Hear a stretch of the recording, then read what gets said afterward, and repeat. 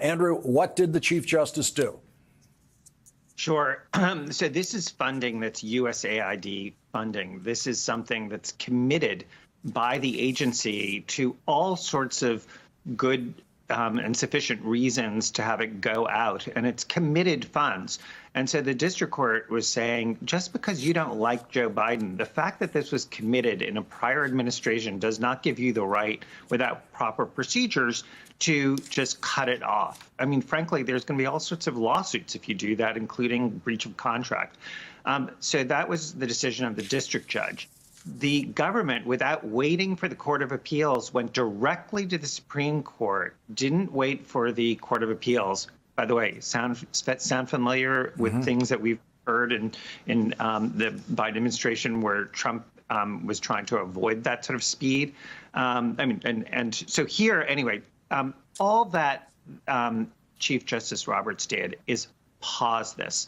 So people shouldn't overreact. It doesn't mean they're going to do this for a long time. But he basically said, we're going to have all of the papers from the other side by Friday. So it's a short, what's called administrative stay.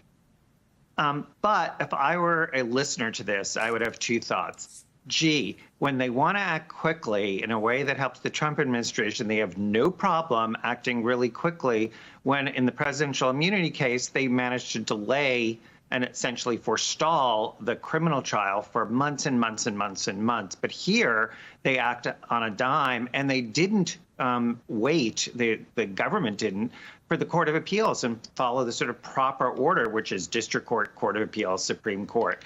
By the way, the Court of Appeals, the D.C. Court of Appeals, did in the interim say that they agreed with the district judge that this is money that should go out and that this isn't even an appealable order. So anyway, let's wait and see what the court does, but we could have a decision as early as Friday afternoon. And who makes the next decision? Is this something the chief can still be doing on his own, or does he have to bring in the entire court? He's going to bring in the entire court. This is one where he will not on his own issue some sort of stay other than this short administrative stay. We're going to see the whole court weigh in on this. But this is, one of many, many cases that we should keep our eye on that are going to be heading up to the Supreme Court. There's a lot to say about it in terms of the evolving position of the government here. They are taking a very different position now than they did in the district court. It'll be interesting to see how much they get called out for that.